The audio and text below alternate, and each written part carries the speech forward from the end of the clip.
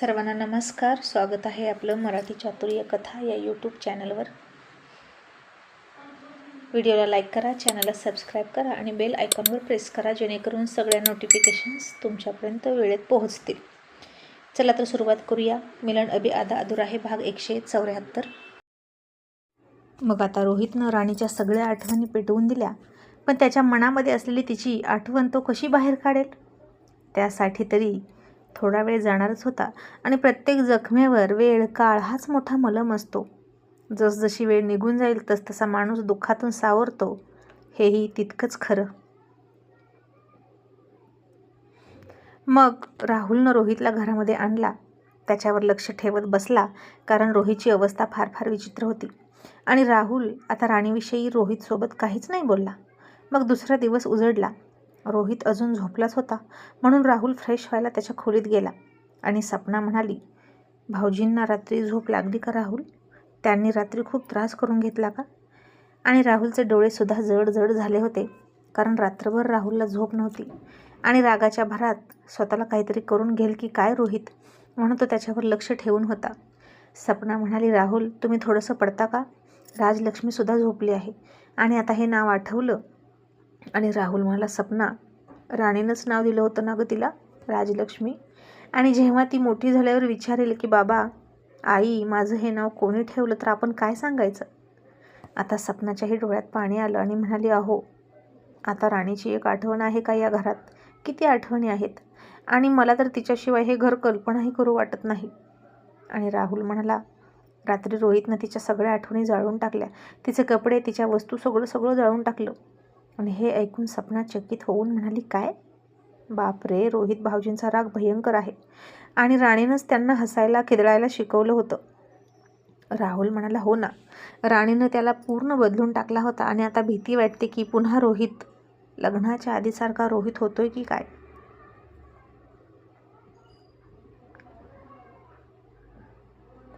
भावना शून्य आणि प्रेमाची कदर नसलेला, की त्यापेक्षाही आणखीन भयानक रूप घेईल, काय माहीत. आणि सपना म्हणाली, नाही राहुल, अहो, राणी इथं होती तर आपलं कुटुंब खूप छान होतं. भाऊजींच्या आयुष्यात राणी असायलाच हवी. आज ना उद्या दोघांमधला गैरसमज दूर होईल. आणि राणी शहाणी आहे, समजदार आहे. आजपर्यंत तिनं रोहित भाऊजींना खूप सहन केलं, मारसुद्धा खाल्ला त्यांचा. तरीही ती त्यांच्याच मागे लहान मुलीसारखी पळायची. आणि आताही इतकं होऊनसुद्धा मला माहीत आहे, राणी भाऊजींना माफ करेल आणि परत आपल्या घरात येईलच. फक्त रोहित भाऊजींचा राग शांत होणं गरजेचं आहे. तोपर्यंत दोघांनीही दूर दूर राहू द्या. पण आपण तरी राणीशी कॉन्टॅक्ट केलाच पाहिजे, नाहीतर तिला असं वाटायला नको की आपण तिची चौकशी नाही केली. राहुल, मी तिला फोन करू का? तुमची परवानगी असेल तर. भाऊजींनी तिच्यासोबत संबंध तोडले, पण आपण तरी तिला दिलासा दिला पाहिजे ना, शेवटी आपण फॅमिली आहोत.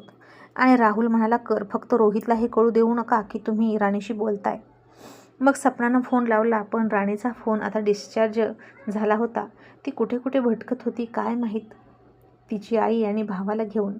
आणि सपना म्हणाली, अहो, तिचा फोन स्विच ऑफ आहे, आता काय करायचं? तिच्या घरी तरी जाऊन आलं पाहिजे. राहुल म्हणाला, ठीक आहे, वेळ मिळाला तर मी आणि रोशन जाऊनच येतो. वडिलकीच्या नात्याने तिचा मोठा भाऊ म्हणून मी तिच्याशी बोलेन आणि माझ्या भावाच्या वागण्याची माफीसुद्धा मागेल, कारण रोहितनं तिचं मंगळसूत्र तोडून खूप चूक केली. पण त्यालाही तितकाच त्रास होतोय, हेही तितकंच खरं. आणि हे सगळं ज्या गैरसमजामुळे झालंय, त्या ज्या फोटोमुळे झालं ना, त्याचा छडा तर लावलाच पाहिजे. आता सपनाही म्हणाली, हो, या प्रकरणाचा छडा तर लागलाच पाहिजे.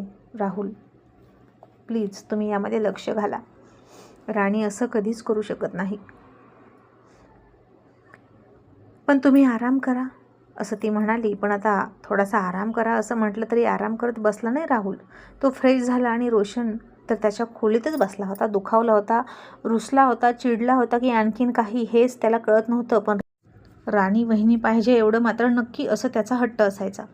आणि सोनम म्हणाली, रोशन, तू आज ऑफिसला नाही जाणार का? आणि रोशन चिडून, मला खड्ड्यात गेलो ऑफिस. रोहित दादा या घरात राणी बहिणीला परत घेऊन येईपर्यंत मी काही खाणार पिणार सुद्धा नाही. बघ तू, मी पण खूप हट्टी आहे. कोण कुठले ते फालतू फोटो मी नाही त्याला किंमत देत. दादाच मुळात खूप संशयखोर आहे. बिचारी राणी वहिनी त्याचं किती सहन करते. साधं मित्रांसोबत तिने बोलायचं सुद्धा नाही का?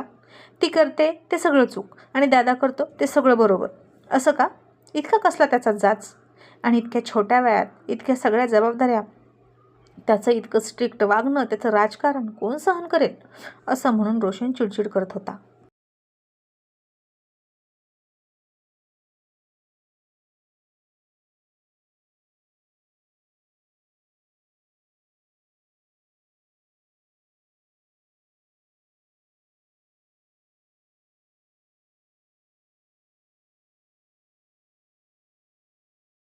आणि इकडे जानकीला मात्र एकच काळजी होती. ती सतत एकच धाकधूक लागली होती. कुठून तरी फोनवर राणीचे मनोजचे ते घाणेरडे फोटो पब्लिश होतील का? टी व्हीमध्ये, न्यूजपेपरमध्ये ती घाणेरडी बातमी येईल का? सूर्यवंशींच्या सुनेने उधळले रंग, जिल्ह्याचे तळपते नेतृत्व, रोहित सूर्यवंशीची बायको पतिव्रता आहे का? अशी जर बातमी आली तर काय करायचं? बातमी लिहिणारे किती रंगवून रंगवून वाढवून चढवून लिहितात माहीत आहे ना. आणि सकाळी सकाळी न्यूजपेपर पडल्या पडल्या जानकीनं तो गुपचूप उचलला आणि रूममध्ये नेऊन वाचला. पण आता कुठल्याच न्यूजपेपरमध्ये ती बातमी नव्हती आणि तिला बरं वाटलं.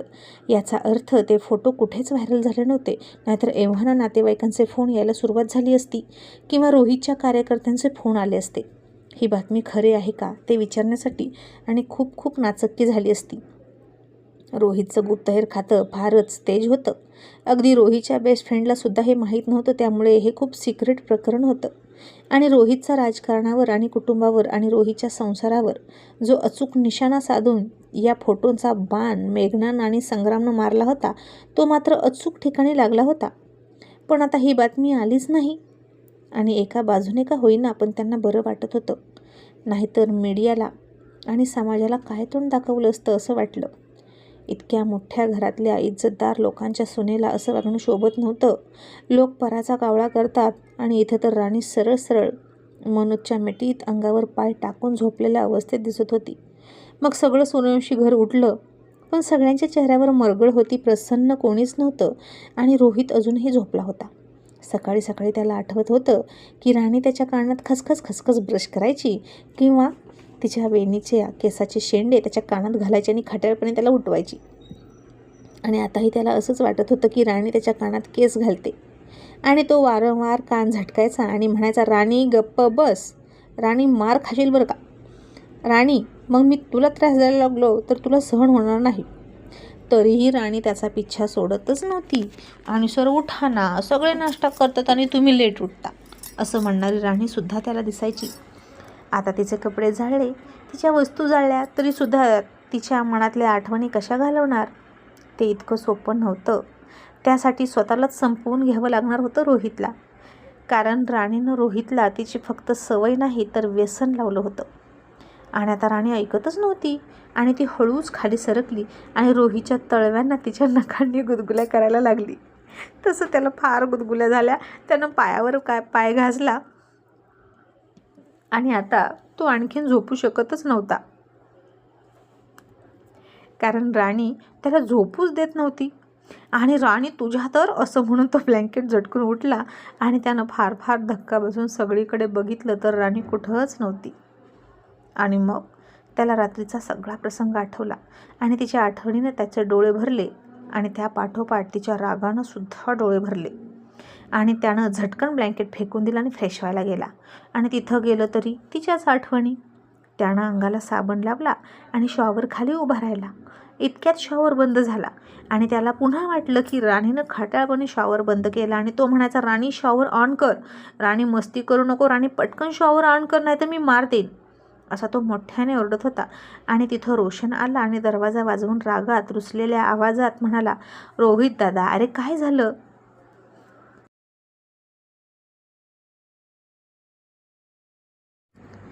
आणि रोहित म्हणाला, अरे बघ नाही, राणी शॉवर बंद करून गेली आणि मी अंगाला साबण लावलाय, माझ्या डोळ्यात साबण जातोय, आता मी काय करू? आणि रोशनला कळत होतं की रोहितला तिची आठवण येणार आहे. आणि रोशन म्हणाला, दादा वहिनी घरात नाही, रात्री तूच तिला हकललं, तुला आठवतं ना? आणि अरे टाकीतलं पाणी संपलं आहे, 2 मिनटं थांब. राणी वहिनी इथं होती तर सगळं बघायची, टाकीत पाणी आहे की नाही, गॅस संपला आहे की नाही, सगळं बघत होती. आणि हे ऐकलं तसं पुन्हा रोहितचे डोळे वारंवार पाण्यानं भरायला लागले आणि ही मुलगी का सारखी मला आठवते हे त्याला कळेना. आता शॉवर ऑन झाला. त्याच्या डोक्यावरचा अंगावरचा साबण धुवून जायला लागला. पण त्याच्यासोबतच रोहितचे अश्रूसुद्धा पाण्यात मिसळले आणि मी तिच्यावर प्रेम करण्यात कुठं कमी पडलो म्हणून ती असं वागली असं त्याला वाटायचं. आणि तो बराच वेळ त्या शॉवर खाली उभा होता. त्या बाथटबकडे बघायचा आणि त्या दोघांचे तिथले रोमॅन्टिक क्षण त्याला आठवायचे आणि तसाच डोळे झाकून अश्रू गाळत शॉवर खालीच बसला. बाहेर रोहित लवकर आलाच नाही. आणि आता इकडे कुठेतरी उजाडलं आणि राणी, तिची आई आणि तिचा भाऊ खाली उतरले टेम्पोतून. त्या टेम्पोवाल्याला पैसे दिले आणि तिचा भाऊ म्हणाला, ताई अगं आता आपण कुठे राहायचं, कुठे जायचं? आणि ताई तुझं कॉलेज? माझं कॉलेज बुडलं ना. आणि राणीला आता रोजची सकाळ आठवायची. सूर्यवंशी फॅमिलीतली किती ती सगळ्यांची गडबड असायची. डायनिंग टेबलवर नाश्ता करताना, लंच करताना, डिनर करताना किती ती मस्करी. तिलासुद्धा आता सगळ्यात जास्त आठवण रोशनचीच यायची. आणि नक्कीच मला कोणीतरी फोन केला असणार असं तिला वाटलं. आणि तिनं तिचा मोबाईल बघितला तर तिचा फोन स्विच ऑफ झाला होता. आणि मग राणीनं तिच्या आईच्या फोनवरून मनोजला फोन केला आणि तो कुठे आहे, कसा आहे ते बघितलं आणि ती कुठे आहे हे त्याला सांगितलं. मग मनोजही थोड्या वेळात तिथे आला. ती मनोजला भेटली आणि आता काय करायचं, कुठे जायचं हे त्या दोघांचं ठरत होतं. राणी आणि मनोज खूप समजूतदार होते आणि खूप मॅच्युअर होते. कदाचित त्या दोघांचं लग्न झालं असतं तर त्यांचा संसार खूप म्हणजे खूप सुखाचा, समाधानाचा आणि विना कटकटीचा असता. पण हे रोहित कुमार कुठून मध्येच टपकले राणीच्या आयुष्यात आणि तिच्या आयुष्याची माती झाली म्हणावं लागेल. पण जे नशिबाला मंजूर असतं तेच तर होत असतं. आणि राणी म्हणाली, मनोज तू तुझ्या परीनं कुठेही राहा, मी माझ्या परीनं राहीन. उगीच आमचं ओझं तुझ्यावर नको. आणि मनोज म्हणाला, तू वेडी आहेस का राणी? हे बघ मी तुला एकटी सोडणार नाही, त्यात तू गरोदर आहेस. आणि राणी सरांनी तर आपल्यावर मारेकरी घातले. तुझा आणि त्यांचा संबंध संपला असं म्हणाले ते, मग तरीही तू त्या मुलाला जन्म देशील का? राणी म्हणाली, संबंध संपला असं ते म्हणाले असले तरी त्यांचा आणि माझा संबंध घट्ट बनवणारा एक धागा आता निर्माण झाला आहे मनोज. आणि तू म्हणतोस की मी त्याला जन्माला घालणार का? मनोज हे मूल माझं आहे. त्यांना तर याच्याविषयी काहीच माहीत नाही, पण मी या मुलाला जन्म देणार आहे कारण ते माझं आहे. आणि सरांना त्याच्याबद्दल मी कधीच काही सांगणार नाही. जिथं बायको गरोदर असताना त्या बाळासह तिला मारायला हा माणूस गुंड पाठवतो याचा अर्थ त्याला या बाळाविषयी काहीच वाटत नाही. मग या बाळावर त्यांचा कधीच हक्क नसेल. हे फक्त माझं बाळ असेल. आणि असंही त्यांना कळलं ना तर त्यांचा संशय सोडणार नाहीत ते. हट्टी रोहित सूर्यवंशी आहेत ना ते. नाहीतर त्यांना असंच वाटणार की हे मूल तुझं माझं आहे. सरांचा राग, त्यांचा संशय वाईट आहे. मला आधी थोडी भीती वाटायची त्यांच्या संशयाची, पण इतकं सगळं मोठं घडेल असं वाटलंच नव्हतं आणि मी गाफील राहिले. आणि मनोज म्हणाला, राणी खरं तर तुला भेटण्यापूर्वी, इथं येण्यापूर्वीपर्यंत मला वाटत होते की राणीची काय अवस्था झाली असेल. राणी आतमधून किती तुटून गेली असेल, राणी हरली असेल. पण तुझं बोलणं ऐकतोय आणि मला खरंच तुझं खूप कौतुक वाटतं. तू कोणत्या मातीची बनली आहेस माहीत नाही, पण तू खूप खंबीर आहेस. परिस्थिती तुला नमवू शकत नाही हेच खरं. आणि राणी म्हणाली, मनोज माणूस एकटा जन्माला येतो आणि एकटाच मरण पावतो आणि त्यामधलं हे आयुष्य आपण आपल्या प्रियजनांसोबत जगतो. मग या प्रवासात अनेक जण भेटतात, सुटतात, तुटतात आणि अशीच त्यांची वजाबाकी आणि बेरीज करत करत पुढे जायचं असतं. आज माझ्या आयुष्यातून माझा एक प्रिय व्यक्ती वजा झाला आणि त्याचवेळी देवानं माझ्या आयुष्यात त्यांचाच अंश, त्यांचीच जागा घेण्यासाठी पाठवला. मग मी दुःख का वाटून घ्यायचं? दुःख तर त्यांनी वाटून घ्यावं ज्यांनी माझ्यावर संशय घेतला. आणि मी चुकले नाही त्यामुळे मला नाही त्रास होत मनोज. आजपर्यंत त्यांनी अनेक वेळा तुझ्याशी बोलते म्हणून मला धारेवर धरलं. खूप भांडण झालं आमच्यात तुझ्यावरून, पण मी कधीच त्यांच्यासमोर हरले नाही. कारण तुझी आणि माझी मैत्री निर्मळ आहे हे मला माहीत आहे. आणि मी चुकली नाही तर मी मान्य करत नाही आणि मी खचून नाही गेले. फक्त कुठेतरी मी त्यांचा विश्वास मिळवण्यात कमी पडले याची खंत वाटते. पण असू दे, मी हे दाखवून देईन की मी सुद्धा राणी आहे. आणि आता आपण आपल्या नव्या वाटा शोधूया आणि नवी सुरुवात करूया. आणि ही वाईट परिस्थिती आणि संकट आपल्याला खंबीर बनवण्यासाठी येतात, तोडण्यासाठी मुळीच नाही. आपला आत्मविश्वास तुटता कामा नये. मग मनोज म्हणाला, राणी माझी मावशी मुंबईला राहते, आपण तिकडं जाऊया का? तिकडे आपल्याला कोणीही ओळखणार नाही, आपण कोणाला सापडणारही नाही. मुंबई खूप मोठी आहे, आपण तिकडं आपलं शिक्षण कंप्लीट करू. नोकरीच्या संधीही भरपूर आहेत. राणी म्हणाली ठीक आहे. आणि मग हॉटेलमध्ये नाश्ता मनोजने सगळ्यांना खाऊ घातला. राणी खात नव्हती तरीही मनोजनं तुझ्या पोटात बाळ आहे, तू खाल्लंच पाहिजे असं म्हणून तिला खाऊ घातलं. आणि सगळे मुंबईच्या दिशेने निघाले. आणि तिच्या आईला आता वाटलं की मनोज किती चांगला आहे. रोहितची श्रीमंती रुबाब बघून मी भाळले आणि मी राणीला त्याच्यासोबत लग्न करायला फोर्स केलं. पण आता खरं तर मनोज चांगला दिसतोय. पण राणीचा भाऊ मात्र म्हणायचा रोहित दाजीच चांगले, ते माझा खूप लाड करायचे. आता तो लहान होता आणि लहान मुलाला काय असतं, त्याचे लाड करणारच त्याला आवडत असतो आणि त्याला रोहितच आवडत होता. आणि इकडे रोहित आता आंघोळ करून आरशासमोर आला तरीही त्याला राणीत दिसायची आरशात, त्याला तोंडवाकडं करून दाखवताना आणि जीभ बाहेर काढत होती. आणि त्यानं रागात आरसाच फोडून टाकला आणि खूप मोठा आवाज झाला. तसे सगळे त्या दिशेने पळत आले आणि रोहितला काही झालं की काय म्हणून घाबरले. आणि येऊन बघितलं तर हा कपडे घालत होता. समोर आरसा फुटला होता आणि जानकी म्हणाली, रोहित अरे काय झालं बाळा, हा आरसा कसा फुटला? आणि काहीच नाही झालं असं दाखवतो मला, मीच फोडला आणि मला या रूममध्ये पुन्हा आरशाची गरज नाही, त्यामुळे पुन्हा बसवून घेऊ नकोस आरसा, असं म्हणून पटकन बाहेर गेला. तसे सगळे चकित झाले त्याचं वागणं बघून. रात्री कसा होता आणि आता कसा वागतोय. आणि रोशन हळूच म्हणाला, नक्कीच याच्या डोक्यावर परिणाम झाला आहे, राणी वहिनी गेली म्हणून.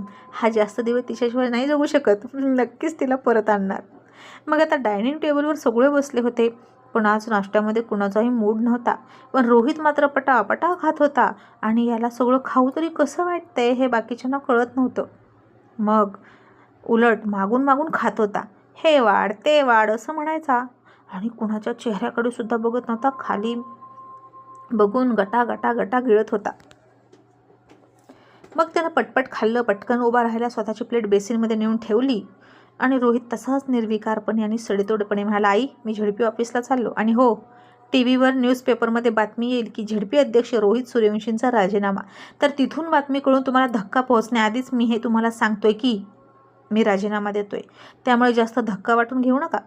आणि लोक तुमच्याकडे सुद्धा चौकशी करायला येतील, विचारतील की रोहितनं असं का केलं, राजीनामा का दिला.